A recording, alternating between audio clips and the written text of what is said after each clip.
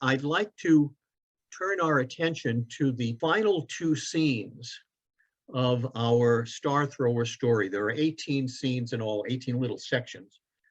And I'm going to share with you a concert performance we did of these last two sections just last month in October, having recorded it midsummer. I believe we did this in August. This was at another conference where we needed to make a presentation via this format of Zoom. And how do you get an orchestra together live on Zoom? It just doesn't work. All the music has to be pre-recorded, and then you share the link. And that's what we're going to do here today. But before airing the link, I want to share with you some of the Isley text, which I found absolutely inspiring, and is the part of Isley's writing which connects most with his spiritual nature, his sense of the cosmic, and is there something beyond the human?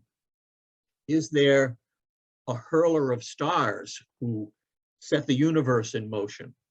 Isley was not known for his belief in a supreme being, but in this part of his essay, he comes very close to speaking of that divine being. And I'll read this to you. And after I finish reading, we'll hear the performance of this same text. He says, "Perhaps far out on the rim of space, a genuine star was similarly seized and flung. I could feel the movement in my body. It was like a sowing, the sowing of life on an infinitely gigantic scale. I could have thrown in a frenzy of joy, but I set my shoulders and cast, as the thrower in the rainbow cast, slowly, deliberately, and well. The task was not to be assumed lightly, for it was men as well as starfish that we sought to save. For a moment, we cast on an infinite beach beside an unknown hurler of suns." At this moment, Isley says, "I understand. Call me another thrower."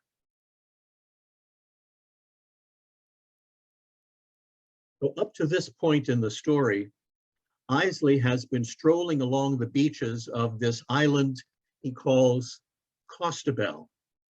Now, if any of you have vacationed in southern Florida, as my friend Donna surely has and knows the area intimately well, there are two islands that I visited as well, called Sanibel and Captiva. And my guess is that Isley was on one of those two places and combined their two names to create this fictional place of Costabel. And the first morning that he strolls the beaches of Costabel, just about at sunrise, he encounters the beach strewn with life forms that have been thrown forward out of the ocean, shells, crabs, and starfish. And he begins to feel sad because it seems that the ocean is abandoning its own life forms that it gave birth to. And now they're sitting on the shore, and what's about to happen? You're about to be burned out by the sun or torn to pieces by the seagulls. And perhaps just as bad, human beings will soon be coming along collecting them. He refers to some of them as the shell gatherers who collect bundles of starfish and boil them in kettles so they could then be sold in the stores. And as for man, he says,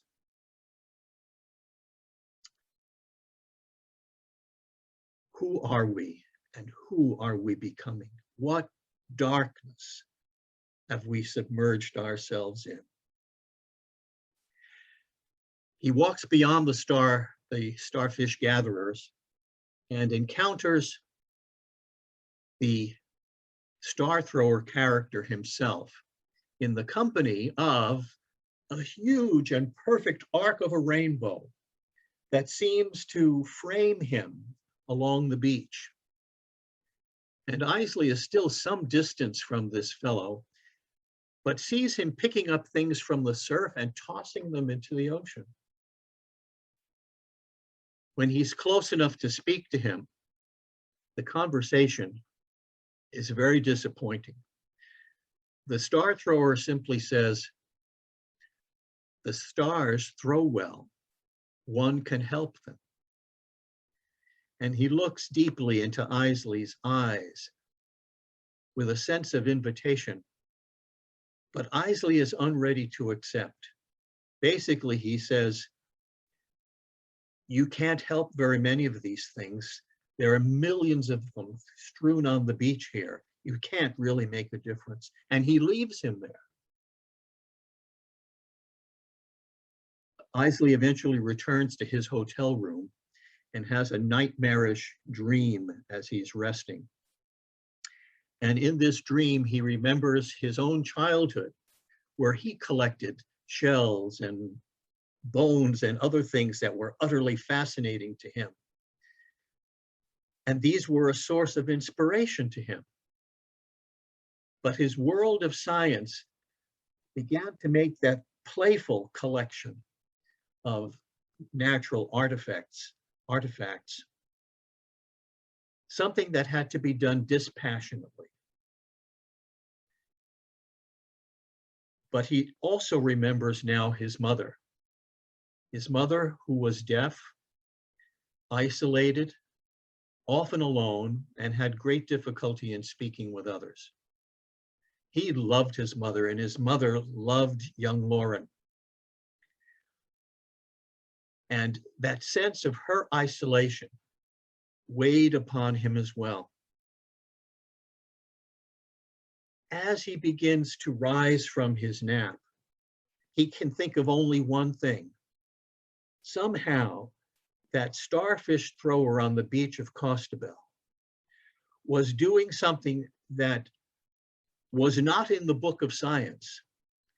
He was a rescuer of stranded life forms.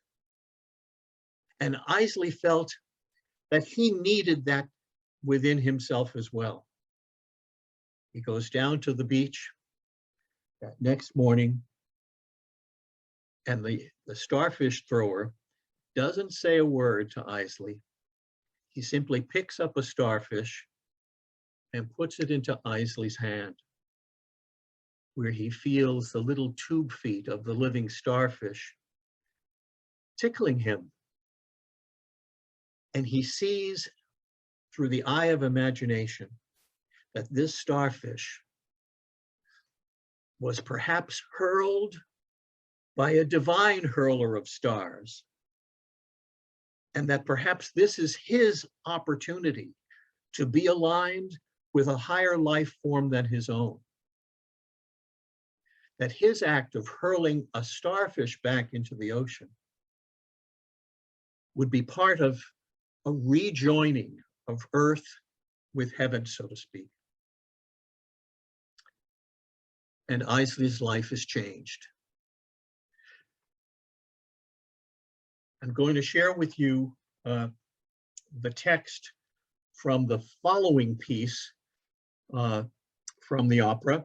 And when I play them, I'll be playing both. Isley is holding that starfish in his hands at this moment in the story, and he says, "O star within my hands, your tube feet venture timidly among my fingers. How like a true star you cry silently for life. Know me for this moment. I cast you far out on the waves, and with you I fling myself into an unexpected universe. O star, somewhere there is a hurler of stars, and he walks because he chooses, always in desolation, but not in defeat. O star, O star, from Darwin's tangled bank of unceasing struggle and death has arisen a thrower who loves not man, but life. O star, live. And he hurls that star